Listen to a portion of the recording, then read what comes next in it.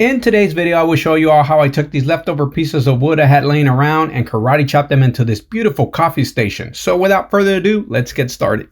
I was kidding about the karate chopping thing, but not about the leftover wood part. You see, I like to do a lot of wood projects, and because of this, I end up with a lot of leftover pieces of which then I have to find a way to make good use of. So this time I decided to make a coffee station because, well, I just love coffee and I've liked the way people make some pretty cool looking coffee bars or coffee stations online. They look pretty awesome. For a while now I wanted to make one, but because of prices of wood lately, I was holding back. I haven't really done any wood projects because, well, the cost of wood has been ridiculous. But since I have all these leftover pieces from previous projects that I have no use for, I might as well make something out of them. I will say though that I did have to buy a few pieces because I didn't have enough. I did get a 1x3 and 5 1x4s that I cut in half, turning them into 10 1x2s for the trim. And I also had to get a 4x8 by ½ inch sheet of birch plywood to complete the shelves. Just between those few boards, I spent close to $100. Now for the wood that I already had, since it's been sitting outside for a while, some boards are not even straight anymore. So I'll have to work around that.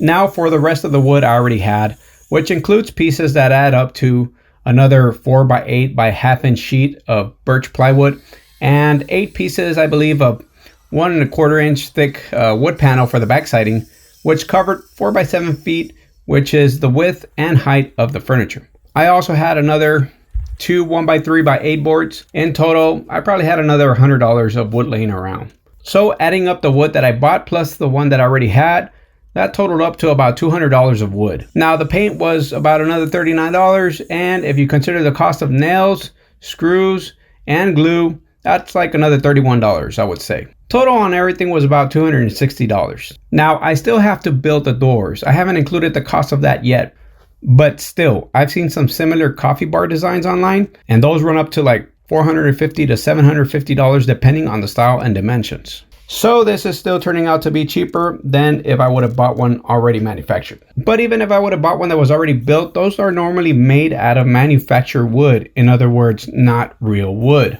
I'm not a professional woodworker, but I love trying to build stuff myself. More than anything, I guess because I don't like to buy perfectly manufactured furniture made out of plastic, compressed cardboard, and particle board. That type of furniture, in my opinion, is not meant to last for a long time. Nothing against particle board furniture. I own a few pieces just because my wife liked the way they looked. But I don't base myself much on how it looks on the outside, but rather how it's made on the inside.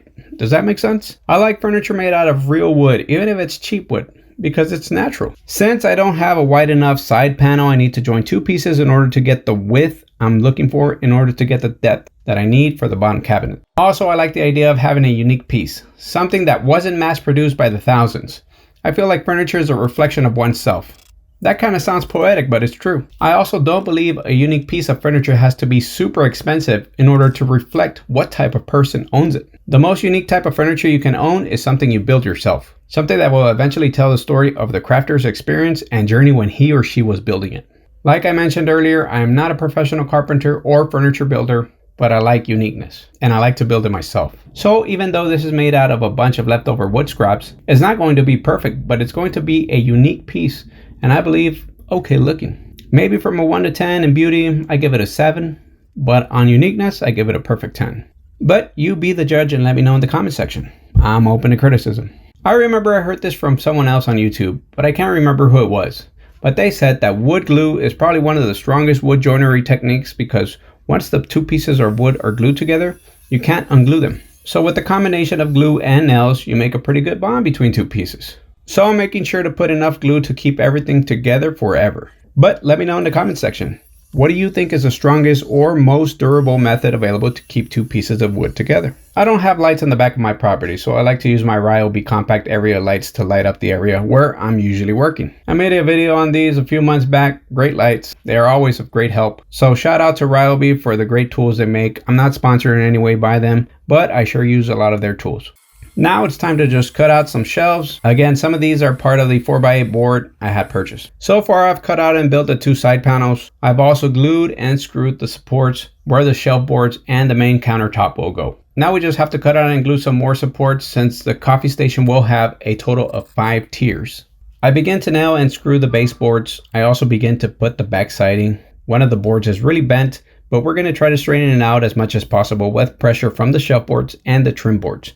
You be the judge at the end and let me know if you can still see the bend. Now for the back siding, again, these are leftover pieces, so you're going to be seeing several pieces put together to cover the entire back. In total, there were 8 pieces I put for the back siding. So this is where I'm at.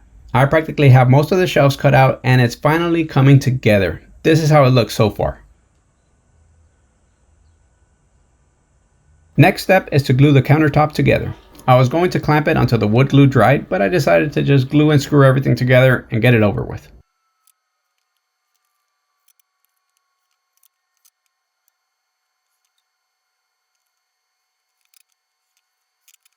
We begin the day by sanding everything down. The shelves, the side panels, everything is sanded out to try to get it as smooth as possible.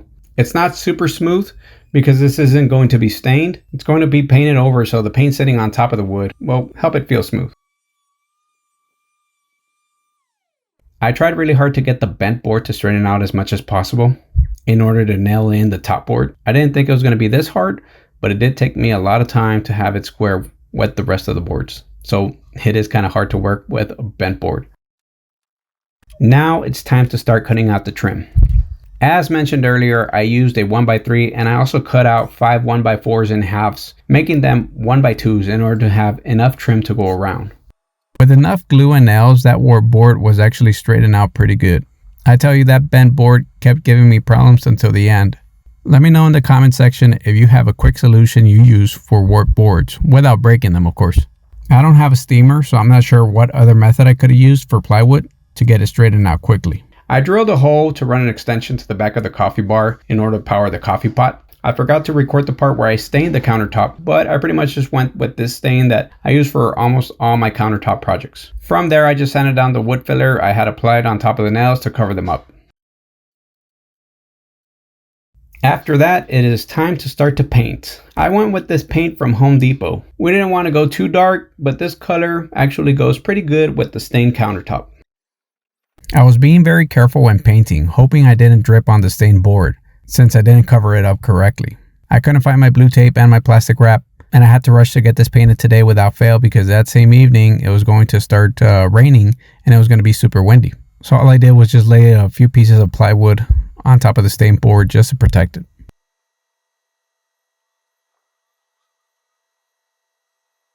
Now we just add the last parts of the trims that were missing and we do the final touch-ups with the paint.